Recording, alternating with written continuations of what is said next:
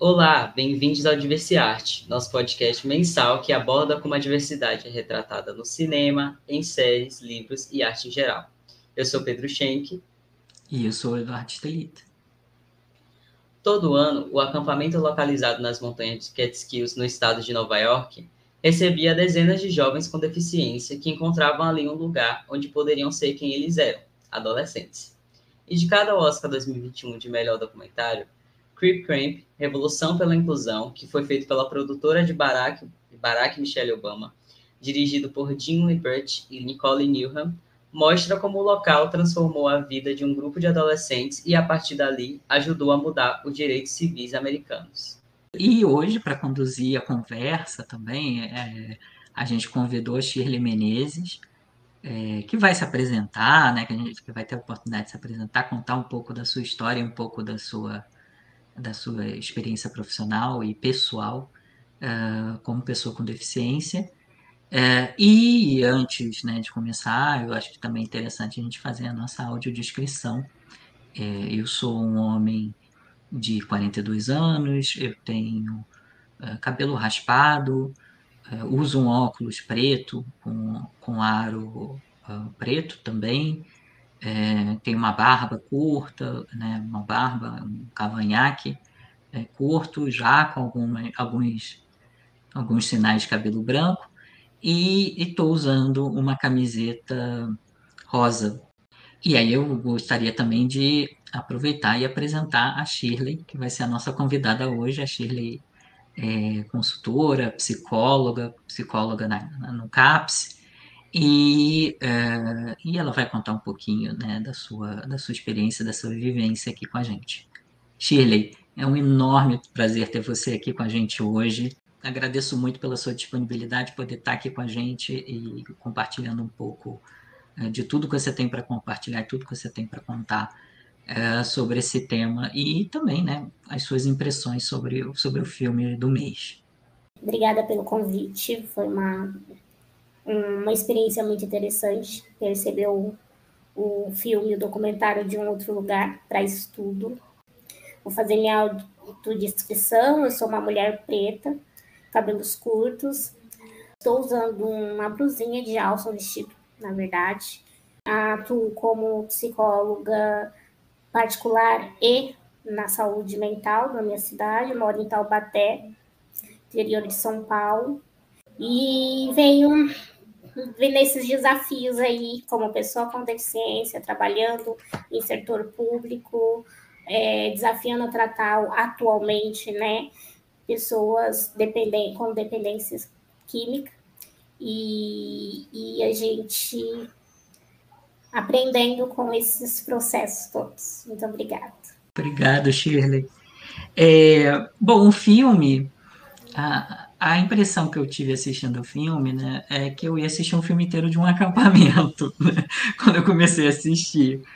E é um filme muito interessante, a experiência do acampamento é muito bonita, né? O filme usa elementos históricos, né? Vídeos históricos, né? Da década de 70, né? Bem no início da década de 70, né? Então é bem, né, inspirado também, né, no movimento hippie, e mostra esse espaço que me parece um espaço bastante idílico, o espaço até meio utópico, ideal, o que a gente esperaria, né, de uma sociedade verdadeiramente inclusiva, né? É um espaço que acolhe todas as pessoas com diferenças das mais diversas, né? E também um espaço onde os jovens poderiam ser jovens, os jovens poderiam se apaixonar, os jovens poderiam, né, de novo, era um movimento hippie, né, gente? Então, os jovens poderiam ter relações sexuais, às vezes, né, no caso, né, de muitos ali, era a primeira experiência sexual, a primeira experiência afetiva, romântica, né? E uma parte que eu achei muito interessante, né? O documentário começa com esse acampamento, mas depois o documentário avança para explicar como esse espaço de acolhimento, de reconhecimento, também foi motor para os movimentos civis da pessoa com deficiência nos Estados Unidos, na década de 70, na década de 80, até os dias de hoje. E como aquelas pessoas que estavam ali jovens, ali, ainda se descobrindo a sua voz, descobrindo a sua potência, a partir daquela experiência puderam se potencializar e se organizar dentro de um movimento estruturado, né? E aí tem também a figura da Judith Hillman, que está lá, que é uma jovem, muito jovem, ali naquela experiência no início, e que ela se torna uma das pessoas, assim, muito importantes para o movimento dos direitos civis das pessoas com deficiência nos Estados Unidos. E tem um lado que eu achei muito interessante, que eu queria começar com isso, né, Shirley, perguntando para você, que é um debate que eles têm sobre essa relação aí com os pais, né, com os pais que também são pais cuidadores, né, e aí eu queria ouvir um pouco de você como é esse processo, como foi para você na sua relação familiar e como é esse processo, né, que você conhece de outras famílias, como isso se dá? No documentário, eu acho muito interessante, tem um momento que eles sentam para falar sobre isso, né? E é super interessante que tem uma que ela tem uma deficiência, uma paralisia mais severa, que ela tem muita dificuldade de fala, e as pessoas quase não entendem, mas um entende ela e fala, olha, ela está falando que ela não tem direito à privacidade, de não estar só. E uma outra coisa que eu achei super, assim, interessante é que as próprias pessoas com deficiência ali se auxiliavam entre si. Uhum. E isso é muito interessante, que as pessoas não conseguem enxergar isso, que uma pessoa com deficiência pode auxiliar a outra. E aí eu trago como, né, você falou sobre experiência, eu tenho uma experiência pessoal muito forte, que é em relação a meu relacionamento. Eu tenho um relacionamento com uma mulher com deficiência, também cadeirante, e eu lembro que no primeiro momento o principal fala familiar das duas partes, quem vai cuidar dela, né? No caso, mais eu dependo um pouco mais, tenho mais dificuldades motoras, movimento, mais limitados devido à deficiência, que eu tenho uma deficiência que ela vai debilitando por conta das fraturas. Tive muitas fraturas desde o nascimento. E eu lembro que a gente teve uma conversa muito potente, muito forte no início do nosso relacionamento, que ela falou para mim, nossa, mas a minha mãe tá preocupada, porque como que eu vou te ajudar? Eu ainda não sei como te ajudar. E como eu vou cuidar de você? Aí deu aquele start. E a frase que eu usei, eu não quero ninguém que cuide de mim só, eu quero alguém que me ame. E a gente ficou parada, e a gente foi se ressignificando realmente. Hoje nós moramos juntas, sozinhas, vivemos numa casa que a gente dá conta o que a gente não consegue, a gente traz, né, pessoas de fora para resolver, mas eu vou para o trabalho, ela faz as coisas dela, hoje ela não está nas atividades dela, que ela é para-atleta, né, e assim, mas é interessante porque foi uma coisa muito forte, mas também a gente ouviu muito isso para aceitação familiar, que aí a gente entra em outros preconceitos, né, outros pré-julgamentos sobre a questão da sexualidade, e aí a gente ouvia muitas pessoas falarem para os nossos pais, né, ai, mas deixa elas, porque quem ia querer elas, né, como que elas iam estar? Então, pelo menos uma auxilia, tipo, como se fosse uma troca por falta de opção, né? E a gente virou piada interna da relação, então, tô com você, porque não ia ter mais ninguém na minha vida. E a gente brinca para ressignificar isso, para parar para não trazer, porque se fosse trazer para esse lugar, é pesado, né? Então, e no documentário fica claro quando eles estão sedentos por esse lugar, que era ter relações como todas as outras pessoas, se relacionar de forma amorosa e afetiva, mas se relacionar de forma de companheirismo, de fraternidade, amizade, e aí vai. E você está trazendo esse lado, que, aliás, você trouxe vários aspectos que eu fiquei pensando assim, né? E tem uma fala, até nessa conversa, nessa mesma conversa entre os jovens, que eles falam: ah, você não é visto como um homem ou como uma mulher, você é visto como uma pessoa, né, sem sexualidade, né, sem sexo, sem sexualidade. Você é visto como uma pessoa, né, em cadeira de rodas, ou então, eu acho que é a Judite mesmo que dá o relato, quando ela era criança, com 3, 4 anos de idade, né, que as pessoas olharam para ela não como uma menina ou como uma criança, mas olharam para ela como uma pessoa doente, né? Como é para você, no Brasil, ser uma mulher com tantos marcadores da diferença, né? Ser uma mulher negra, uma mulher com deficiência, uma mulher lésbica, como é essa experiência para você ter essa soma de marcadores? Esses são vários marcadores, né? E aí eu tenho que agradecer muito a uma querida amiga, Leandra Certeza, que é uma mulher com deficiência branca, mas ativista de superpotência. A Leandra tem a mesma deficiência que a minha. Eu conheci a Leandra, eu era adolescente, ela já ficou sendo a minha referência. E aí a gente se reencontrou. Ela é de São Paulo. E a gente se reencontrou pelas redes na pandemia. E aí a gente começou a trabalhar juntas. O curso, né? Ela que me convidou, junto com a Estela, com a Júlia. E aí a gente foi se reencontrando. Mas E um dia ela fez uma pergunta para mim. E uma pergunta que me deixou ruim, né? Já tinha experiência com a questão de ser uma mulher lésbica, e aí eu via essa questão ser minimizada por conta da pessoa ser uma pessoa com deficiência, mas aí era um espaço que eu me sentia que eu me sinto bem confortável no meu meio, assim, as pessoas, os locais de pessoas LGBTQIA+, eu acho que são espaços menos julgadores em alguns momentos, nem todos, tá?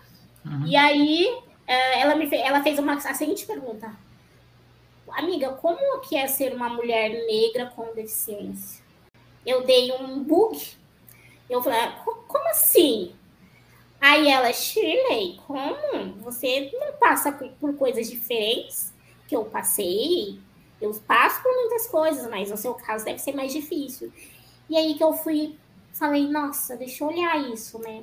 E aí que eu fui olhar o meu processo, e aí eu fui, caramba, o quanto que a deficiência tomou conta, que aí eu nem me percebia como sujeito de uma raça, de uma determinada a classe social. A gente sente porque a gente sabe do que a gente, aquilo não do que, mas o tanto de coisas que a gente precisaria ter e não tem porque não dá, né? Uhum. Exemplo, sentido, uma cadeira de roda específica é uma coisa que a gente pensa assim, dentro da nossa do Brasil, pensando no Brasil, é um custo que a gente nunca arca, quase, é muito difícil arcar.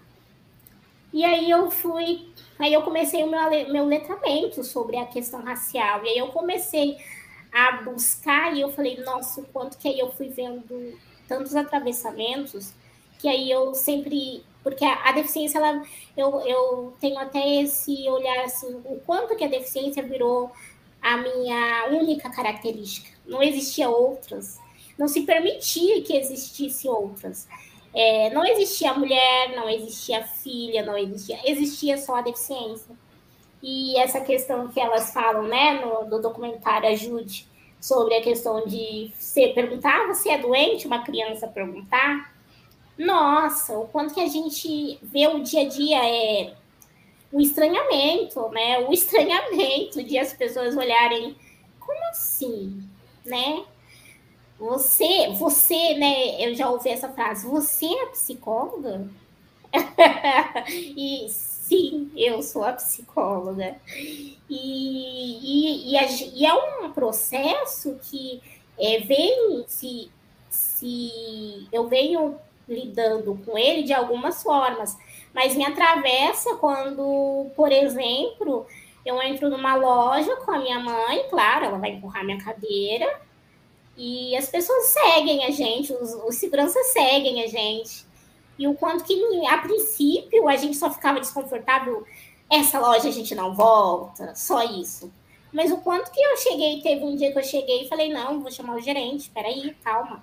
Aí minha mãe, não, aí aquela coisa, né, o quanto que para eles, né, meus pais, eles ainda têm dificuldade de entender, porque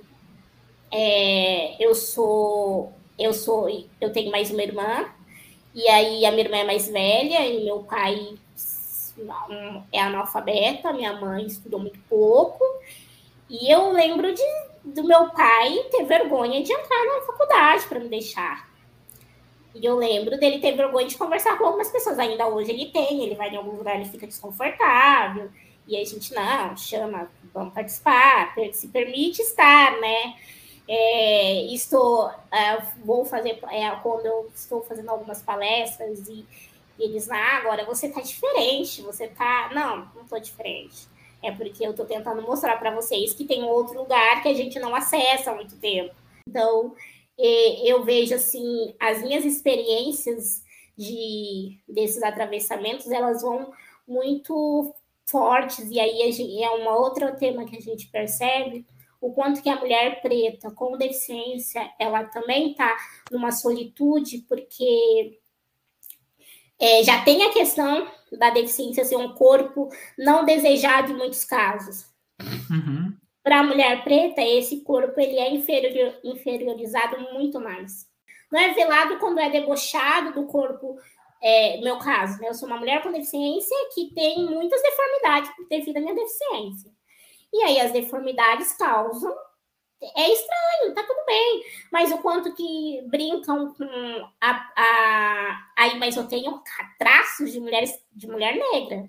E as pessoas julgarem e falar, nossa, brincarem, mas uma brincadeira que não é saudável, não é confortável. E você tentar explicar e as pessoas falarem, ai, nossa, leva tudo muito a ferro e fogo, mas que não entende que esse corpo que eu estou, ele é um corpo que me desafia diariamente eu aceitá-lo. Hoje a gente vê milhares de mulheres lindas sofrendo com questão de imagem. Imagine, e socialmente falando, está muito pesado a cobrança em relação a isso.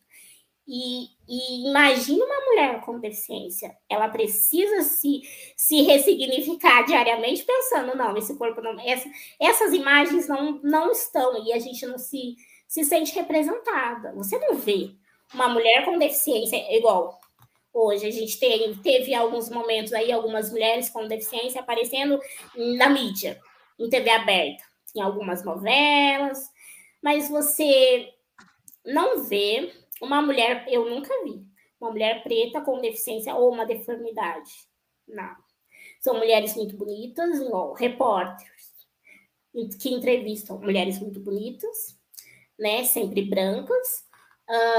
Aí a gente tem um grande não, né, mas tem uma referência que as pessoas usam, a Mara Cabini, né, que é uma deputada.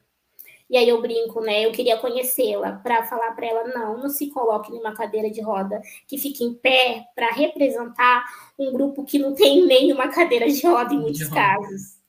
Então, é muito difícil. É para ver o quanto que as pessoas ainda, e até o grupo de pessoas com deficiência, quer sair desse lugar, porque não é um lugar confortável. Tem um evento, todo mundo se levanta para aplaudir. Como se aquilo fosse uma forma de respeitar quem está do outro lado. Não. E se você estiver sentado, você está no respeito e aplausos, né? São coisas que a gente pode pensar que é um dos tantos processos que aprisionam, né? E que nos afeta e nos atravessa diariamente. Tem muito isso também, principalmente na internet. Se uma mulher, né, uma pessoa com deficiência, sendo uma mulher, estiver namorando com um homem que as pessoas veem como muito bonita, como se ele estivesse fazendo um trabalho social. Nunca é porque ele muito provavelmente pode estar apaixonado por essa pessoa, ele gosta dessa pessoa. Né? A primeira coisa que as pessoas falam é que ele não gosta, ele está fazendo isso para que comentem ou que ele quer algo por trás. É muito doido também, interessante analisar, porque se duas pessoas com deficiência se relacionam, é porque ninguém vai querer essas pessoas, então elas estão ali uma se ajudando. Mas também se uma pessoa com deficiência se relaciona com uma outra que não tem, é um serviço social, né? O que essas pessoas querem que a pessoa com deficiência prove no final das contas? Elas querem realmente excluir, né? Quer que essas pessoas não sejam vistas de forma alguma. Isso é muito, muito triste. Eu vejo até hoje as pessoas falando isso. Eu me lembro na minha época da escola também, minha época como se eu fosse super velho. Mas eu me lembro de estar na escola, de ter pessoas com deficiência, enfim. Quando eu andava, porque eu não andava com essas pessoas por pena, não, porque eu gostava delas, né? Eram pessoas muito mais divertidas do que as outras, porque elas não queriam provar nada para ninguém, não tinha aquela coisa de vou me comportar de tal forma para todo mundo me achar legal. Eu acho que também tem essa questão, né? Por eu já saber que eu era LGBT desde sempre, todo mundo já forma aquele grupinho de identificação. Eu vi essa questão de que tinha os grupinhos e que as pessoas não queriam brincar com as outras crianças. E eu sei que muito disso é de casa mesmo, né? Não acho que seja naturalmente da criança, mas de casa já tem aquela coisa dos pais não criarem essa questão de conversar, de falar. Todo mundo é gente. Todo mundo tem que ser respeitado, tem que brincar com todo mundo, não pode enxergar como se fosse uma pessoa, né, extremamente diferente, cada um com suas especificidades, cada um com sua individualidade, mas que a gente não tem que estar enxergando cada um como um grupo e separar e não entrar em contato com essa pessoa. E puxando esse seu gancho aí, né, a questão da educação especial, da educação, né, regular, qual é o espaço para a pessoa com deficiência, qual é a importância desses institutos de educação. E aí, Shirley, se você puder compartilhar um pouco das suas visões, né, até para a gente parar de romantizar também essas instituições no Brasil, achar que a gente só tem Crip Camp no Brasil, né? Quando a gente fala das instituições de ensino especial, né, entre aspas. Como foi a sua experiência educacional, né? Como foi a sua jornada educacional até para se formar, né, como psicóloga? E qual é a sua visão em relação à educação em si, né? Como que a gente poderia fazer melhor para ser uma sociedade mais inclusiva e mais acessível? Se a gente for pensar que desde o século XIV já existia instituto para educação especial de surdos e cegos, né? No Brasil, o Brasil imperial começou com isso. Então, a gente tem um longo tempo aí para a gente ainda não ter se apropriado de nada desse processo, porque foram tantas pessoas passando por essas instituições que não é possível que não se ouve um olhar no sentido de, assim, eu acho, né, o que é o real que a gente tem hoje. Real. Alguns, eu estou numa cidade que, teoricamente, não é tão grande, né? O real é que existe uma escola especial, que a gente chama, que ela une um centro de reabilitação com uma escola especial, ponto. A gente tem preparação desses sujeitos para uma sociedade? Não. Essas pessoas conseguem minimamente, porque a gente precisa, minimamente, conseguir se desenvolver para estar no espaço social onde, quando meu pai e a minha mãe não estiver mais aqui, ou meu cuidador, eu possa sobreviver? Não. E aí é o que a gente enfrenta.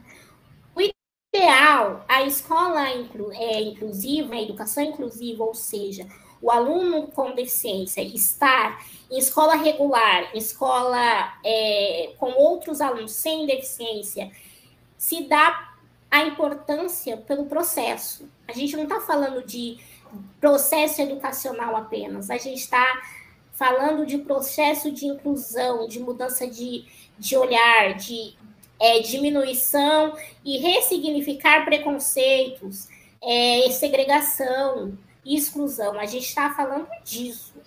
O aluno na escola regular, a educação oferta e a legislação orienta que ele esteja na escola regular e tenha o contraturno na escola específica.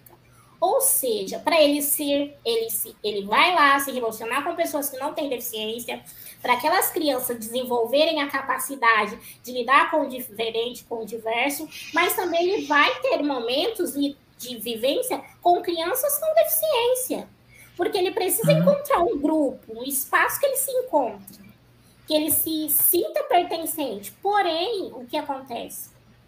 A segregação. Escola especial na maioria das vezes, em alguns casos, e essa criança fica lá, né? E aí, detalhe, a gente está falando de criança, não, a gente está falando de família. De família. Onde a família fica nesses espaços e ela não consegue desenvolver essa didática também, porque assim, como que uma mãe vai ter um enfrentamento, que a gente hoje vê muitas denúncias nas redes sociais, eu acho que vem ajudando bastante, mas também a gente tem que tomar cuidado com algumas coisas, para não colocar, até para pegar um pouquinho do gancho do que o Pedro falou, né? Pessoas se relacionando com pessoas... pessoas não importam, eu vou usar o termo pessoas para a gente não falar de sexo específico, tá, gente? Pessoas se relacionando com uma pessoa com deficiência, sem deficiência, nossa, que guerreiro, que pessoa maravilhosa, é como se fosse um grande desafio, uma grande... Nossa, nem sei explicar, não consigo usar um termo, encontrar um termo que se adeque a essa colocação dessa pessoa como uma pessoa especial. Nossa. É um anjo, é uma doação. Anjo, né? Exatamente. E ainda assim, existe hoje essa questão de nos colocar nesse extremo. Ou a gente é doentes, que não serve para... vou usar um termo até pesado, literalmente para nada, ou a gente é super poderoso, super, nossa, que pessoa forte. Nossa, essas frases, né, as pessoas acham que estão me elogiando. Não, você não está me elogiando quando você fala, nossa, que força, que potência, nossa, que exemplo. Eu não quero ser exemplo. Eu não quero ser exemplo pela minha deficiência, porque, sim, ela é uma parte que me dá, é um atravessamento. Porém, existe uma mulher que tem um sentimento, que tem um pensamento, que estudou, que tem outras coisas para ser elogiada. A minha beleza física, a minha inteligência. Por que eu tenho que ser elogiada pela minha deficiência? E aí vocês falaram dos exemplos, eu tive vários exemplos, mas acho que o mais específico que eu tive foi quando eu entrei na escola. Eu entrei para ser alfabetizada só com 11 anos, porque eu fui rejeitada na primeira escola que minha mãe me matriculou aos 7 anos, 6 anos e meio, 7 anos para poder iniciar. Aí eu brinco, né? Eu fui com a mochilinha, fui com todo o material, feliz da vida, e a diretora simplesmente falou, não, o lugar dela não é aqui. Minha mãe teve uma tentativa de me colocar numa escola especial, mas aí eu não me adaptei, que era a PAI. E aí eu voltei para a escola com 11 anos. E eu lembro da cena até hoje. Eu cheguei na escola, todo mundo me olhou. E aí foi o dia, assim, começou a ir a primeira aula de educação física. E aí todo mundo olhando, aí um perguntou, o que aconteceu com você? O outro perguntou, o que aconteceu com você? E eu já estava com 11 anos, já estava mais, sei lá, eu sempre fui falo muito, vocês perceberam, né? Bocuda. Eu falei, só vou falar se todo mundo sentar agora junto aqui, eu vou falar uma vez só. E a gente foi feita uma roda de alunos em torno de mim, e eu contei para eles minimamente que eu tinha de informação, que eu tinha uma deficiência, que quebrava isso. E a partir disso, a relação foi natural com os alunos. Mas houve 3 dias depois do movimento de paz, uma reunião para me retirar do espaço da escola, porque eles achavam que não era saudável para os alunos. E aí até isso na escola especial? Não, isso na escola regular. Que eu entrei numa escola regular. Exatamente, escola pública regular. Não é saudável para os alunos, que maluquice. Que, nossa, eu não quero meu filho. E assim, e aí eu até agradeço até hoje essa diretora, que eu penso, ela comprou uma briga aqui, acho que, não sei, né? Tem os diferentes, tem as mentes privilegiadas em alguns lugares, a gente encontra, se depara com essas. E ela falou, não, se vocês quiserem retirar, tudo bem, ela vai ficar. E aí eu permaneci, e aí foi o meu processo. E assim, você falou de processo escolar, teve algumas questões, sim, claro que teve. Mas eu nunca posso deixar de citar o meu pior momento frente à educação foi na graduação e na pós-graduação, onde eu ouvi, não foi uma ou duas vezes, que a minha limitação atrapalhava o grupo, então o trabalho em grupos era uma dor, até hoje eu lembro de sentir dor física até, porque eu não tinha espaço, eu não pertencia àquele grupo. Eu fui brigar por um banheiro, que a gente não tinha um banheiro para pessoas com deficiência, porém eu não era a única aluna com deficiência. E aí eu fui perguntando, aí aquela coisa, né? Tem pessoas que vão auxiliando. Aí tinha um professor aqui, outro ali. Não, você não pode aceitar essa resposta, faz requerimento, brigue pelos seus direitos. A gente começou o processo, então a gente brigou, eu briguei bastante, a gente teve bastante conversa, a gente até um dia convidou o reitor da nossa universidade para dar uma voltinha de cadeira de roda pelo campus. Ele se retirou da palestra que a gente estava fazendo e foi embora. Semana da psicologia, gente, juntei mais 3 alunos que tinham deficiência. Vamos lá, a gente vai fazer alguma coisa. Então, foi nesses processos. Esse seu exemplo, né, não de superação, tá? Mas esse seu exemplo de ativismo, né, de posicionamento, é uma coisa que no filme é muito claro, né? Porque o filme, como a gente mencionou, ele começa falando sobre o acampamento, mas mostra como esse acampamento foi uma experiência formadora para pessoas que depois foram lutar pela ADA, né? Americans with Disabilities Act, o ato pelas pessoas com deficiência. E aí, quando a gente olha no Brasil, quando a gente fala da LBI, né, eu vejo muitas pessoas falando, não, mas é porque é da ONU, não, porque é a Convenção da ONU, a definição, né, a definição do paradigma social da deficiência também, né, vem lá da ONU, a LBI, a gente vê lá Mara Gabrilli, Romário, e cadê as pessoas com deficiência, cadê o ativismo? Cadê o Nada Sobre Nós Sem Nós? Cadê o ativismo, a organização política das pessoas com deficiência no Brasil?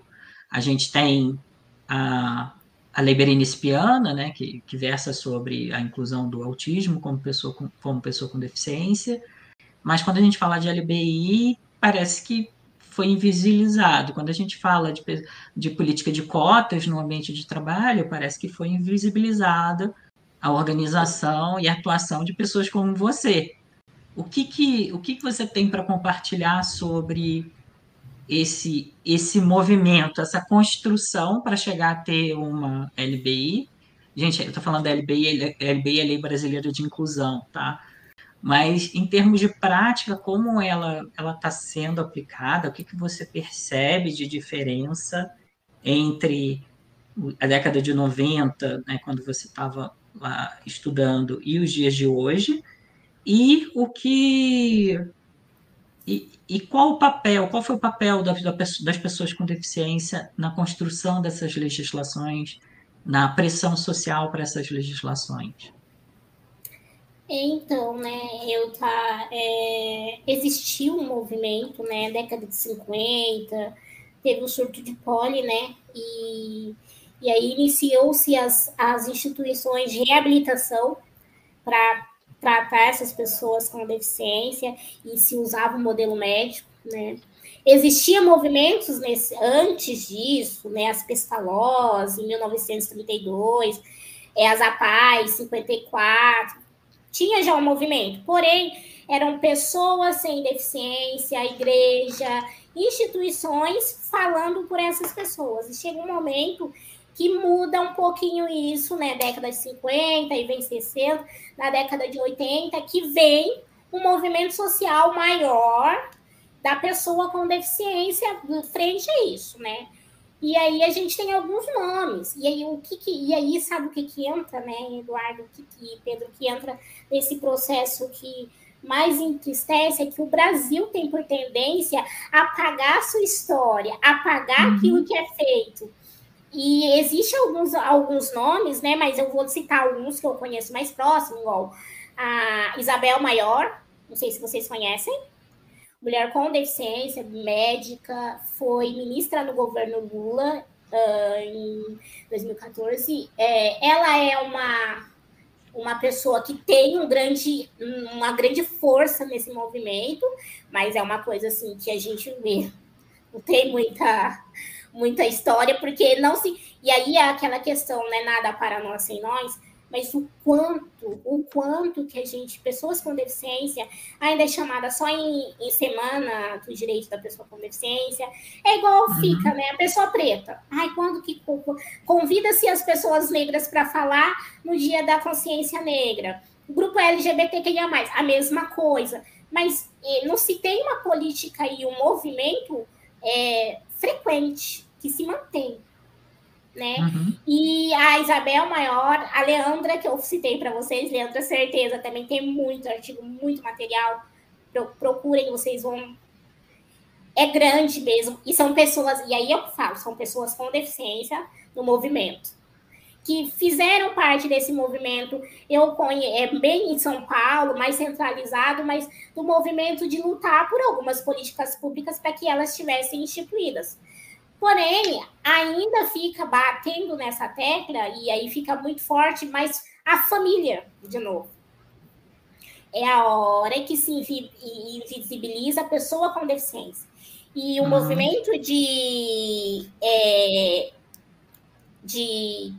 a gente fala que é a mudança, o modelo médico, ele fica por muito tempo na necessidade de reabilitar para essa pessoa pertencer. Então, teria que ser o mais funcional possível para poder pertencer a esse espaço. E aí a gente vem depois para o modelo social, que tem a questão da... Aí a gente entra de novo em política, que a gente cria-se mais o hábito de uma política pública de assistencialista do que de pertencimento, de movimento. Assiste-se as pessoas com deficiência, entre grandes aspas, tá? Assiste no sentido, assim, de criar los, por exemplo, para essa família ter como manter o básico dessa pessoa, mas não se cria políticas públicas efetivas. Existe, mas ela é inacessível. Isso eu digo por experiência, por exemplo, de materiais específicos, órteses e próteses e outros materiais para acessibilidade, para manutenção da vida da pessoa com deficiência. Tem hoje, mais ou menos, assim, uma legislação sobre a questão de aparelhos auditivos. Essa funciona um pouquinho mais. No resto, não existe. Ou seja, existe um movimento social no Brasil, existiu, e ele existe, de pessoas como eu, como Leandra, como Isabel, como outras tantas que agora nas redes sociais vocês podem achar de monte, pessoas que têm um empoderamento, que têm uma potência, porém, muito apagado ainda, porque a gente tem o hábito de apagar nossa história. Aí se cria parâmetros, como traz a LBI, uma coisa da ONU. Não é só da ONU, porque a realidade do Brasil é diferente da realidade dos Estados Unidos.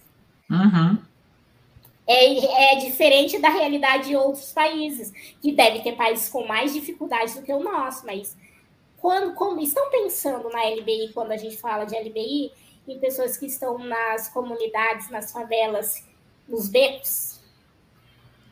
Com escada? Com escada. Que a escola é no final, no início do morro.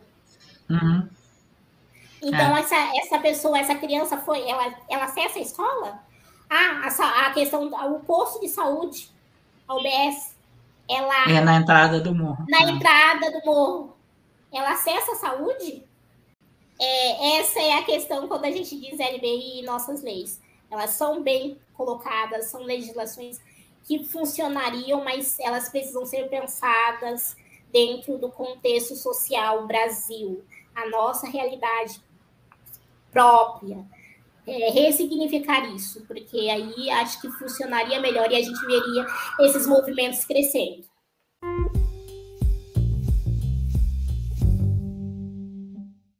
Vou indicar um filme, é bem interessante, é 32 segundos. Um spoiler, é um filme coreano, ele é um filminho mais assim, eu brinco, ele é um filme mais denso, para quem está preparado para entrar em assuntos mais, assim, mais profundos. Ele é mais profundo, mas ele é um filme que eu gosto muito, ele é um que eu uso no meu curso, no nosso curso, para falar sobre a questão relação-família. E Só para corrigir, Shirley, não é um filme de 32 segundos, não. Não, o nome do filme é 32 segundos. O nome segundos. do filme é esse. Ele é longo, ele é um filme longo, inclusive acho que ele é de 2 horas de filme. Por aí, ele é o filme mais longo, não é 32 segundos de filme, é o nome dele, né? E eu não vou contextualizar o nome para você não dar spoiler, precisam assistir. E uma outra é uma série chamada Crisálias. E ela fala de comunidade surda, só que aí eu falo, na indicação que eu dou para o pessoal que a gente faz junto, assista sem legenda, um pouquinho só, para a gente sentir o desconforto. Aí depois que você sentir o desconforto, você volta para a legenda, que é uma série muito interessante também. E posso citar para vocês. E aí os livros, eu tenho mais um específico que eu estou lendo atualmente, que eu participei até com o autor. Eu só, depois, se vocês quiserem, eu deixo minha rede social, aí vocês procuram lá que eu vou indicar certinho. É Psicologia e Deficiência, que é um professor da USP, com deficiência, e ele fez um livro, e é bem interessante, que fala de vários fatores, e até de atendimentos da família, fala um pouquinho da psique, eu gostei muito, eu tô me debruçando sobre ele, mas ainda com calma, porque é um livro que é mais didático, mas é bem interessante também. Eu vou deixar minhas redes sociais, eu deixo meu Instagram, e depois eu coloco lá a indicação corretinha desse livro. Mas Pode falar qual é a sua rede social? Pode compartilhar. A minha rede social é @Shirley R. Menezes. Muito bacana tudo que você trouxe. E você falou do curso, você está falando do curso na SEDES, né? Você pode contar um pouquinho mais dele, qual o nome, como as pessoas podem fazer esse curso? O curso é Diversidade na Prática, que a gente coloca. O curso ele tem uma especificidade, que são 4 mulheres com deficiência que ministram o curso, que são moderadoras, sou eu, a Leandra Certeza, que eu falei, a Júlia, que é a coordenadora, e deixa eu explicar melhor, eu, Shirley, sou psicóloga, a Leandra é jornalista e roteirista, a Júlia é psicóloga e pedagoga, e a Estela Lapone, que é artista. Todas pessoas com mulheres com deficiência, e a gente traz todo esse processo histórico, familiar, a arte, a educação, mas dentro da visão de pessoas com deficiência que atuam nessas áreas. Então, é um curso que a gente faz semestral, então acho que agora esse vai começar em março, março, abril, ainda a gente está para fechar com o SEDES a data.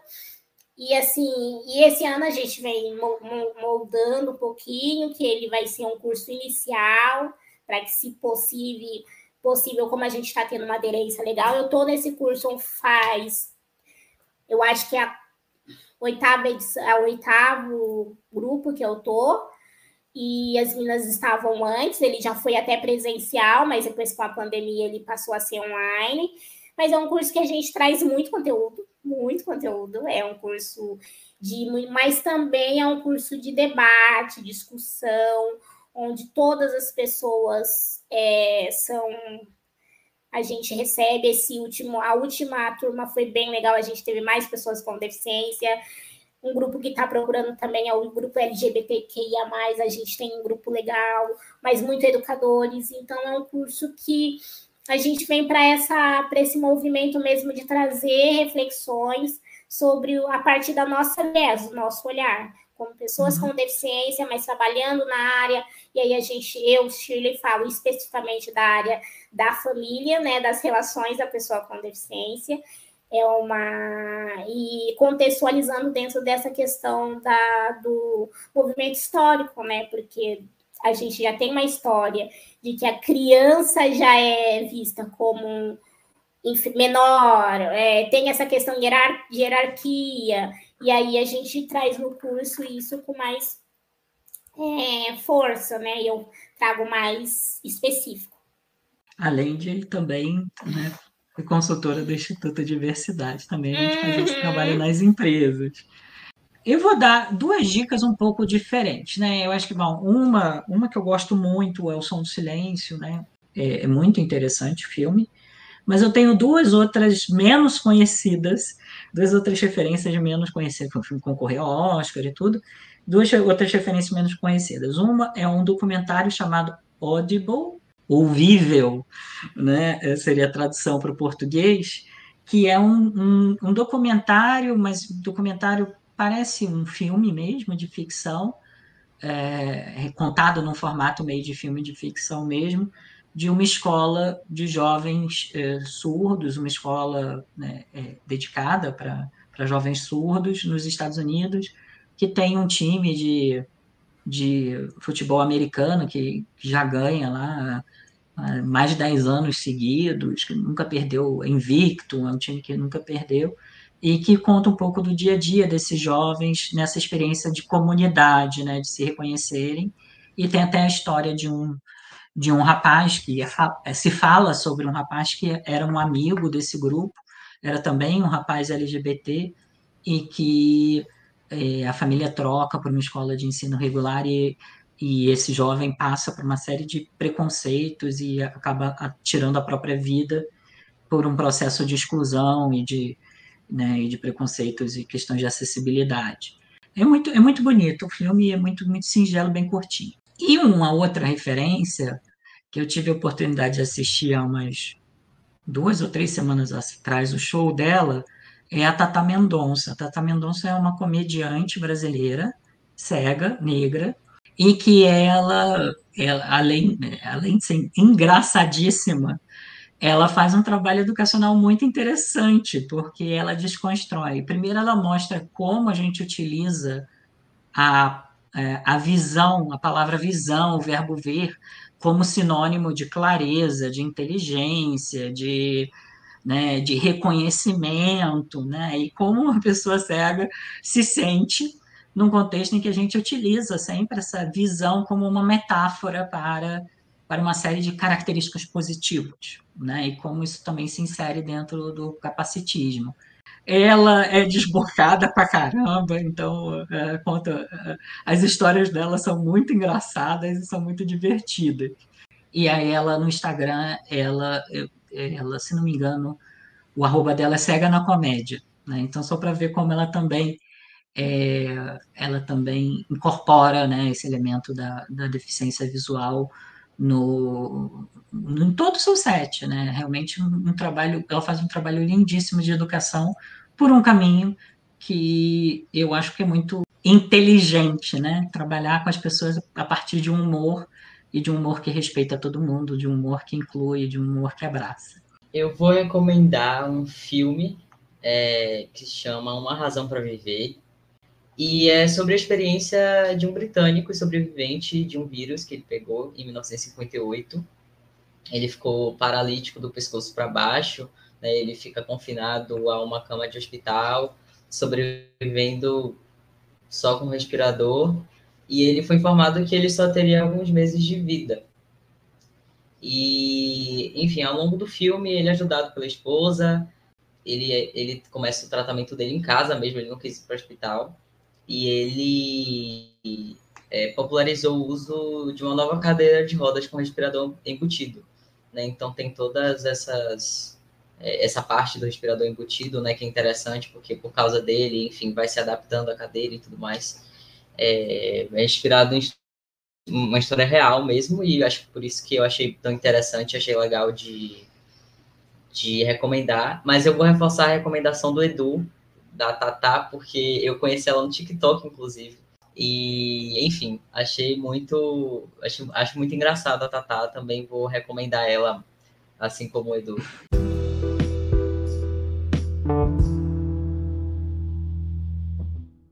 Hoje conversamos com Shirley Menezes sobre direitos da pessoa com deficiência e acessibilidade.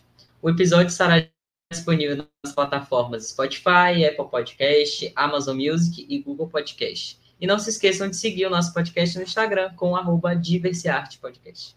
Foi um prazer estar com vocês hoje, obrigado por nos escutar e até o próximo episódio para mais uma conversa sobre diversidade e arte.